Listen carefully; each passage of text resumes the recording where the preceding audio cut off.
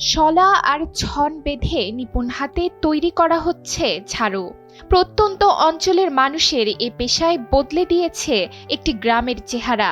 শিল্প কলকারখানা না থাকায় নীলচড়া গ্রামে দীর্ঘদিন লেগেছিল অভাব অনটন।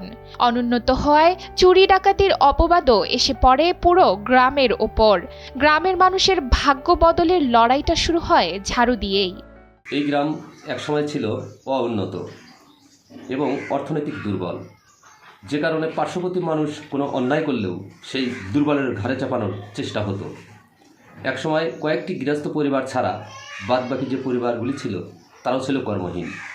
একসময় এই ঝাঁটা সাপটা অর্থাৎ এই ক্ষুদ্র শিল্পের জন্ম দিয়ে তারা এই ব্যবসা করতে করতে এমন একটি পর্যায়ে এসে পৌঁছেছে ইনশাআল্লাহ যে প্রত্যেকটি ঘরে এখন শিক্ষিত ছেলেমেয়ে, শুধু শিক্ষিতই নয়, তারা বাংলাদেশের বিভিন্ন দপ্তরে সরকারি বেসরকারি বিভিন্ন প্রতিষ্ঠানে তারা আজকে কর্মরত। তারাই আজকে আমাদের গর্ব, তারাই আজকে আমাদের অহংকার। নাটোর জেলার সিংড়া উপজেলার শেরকুল ইউনিয়নের নীলচড়া গ্রাম।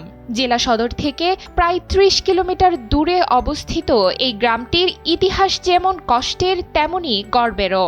একসময় ১২৫টি পরিবার ঝাড়ু ও সাপটা তৈরি করে জীবিকা নির্বাহ করত। ঘরে ঘরে চলত বাঁশ, শোলা আর হাতের নিপুণ কারুকাজ। সেই পরিশ্রমে ধীরে ধীরে দাঁড়াতে শুরু করে নীলচড়া। ঝাঁটার কর্ম মোটামুটি ৬০ বছর আগে আমার নানাই কর্মটা করছে। নানা থেকেই আমার কর্মটা শিক্ষা করা। এখন মোটামুটি তাও ৩০-৩২ বছর হলো আমার এই কর্মটা করা। আগে আমার গ্রামের ১৩০-৩৫ জন মানুষ এই কর্ম করছি। এই খিলগুলো না পাওয়াতে এখন এই ২৫-২৬ জন লোক আমরা এই কর্মটা করতেছি। কালক্রমে মালামালের সংকট আর বাজার ব্যবস্থার পরিবর্তনে এই পেশা থেকে সরে গেছে অনেক পরিবার। এখন বাপদাদাদের ঐতিহ্যবাহী পেশাটি ধরে রেখেছেন মাত্র ১৫ থেকে ২০টি পরিবার।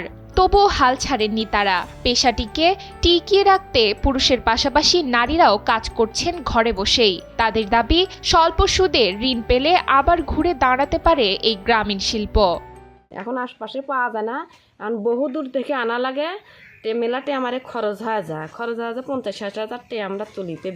সমতি তিনি টেহা তুলে আমরা এগুলো আনাফলা করি। তখন মেলা টেহার কারবার লাগে। তা আপনারা ব্যাংকের টেহা তো কমে আসে, লাভ কম আসে, আর সমতির লাভ বেশি লাগতো, আপনারা তো জানেনই।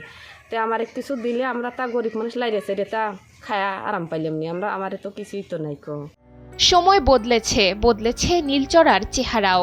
একসময় ছন, খের, শোলা আর টিনের ঘরবাড়ির জায়গায় এখন দাঁড়িয়ে আছে ইট পাথরের দালান, পাকা রাস্তা, স্কুল, মাদ্রাসা, বাজার।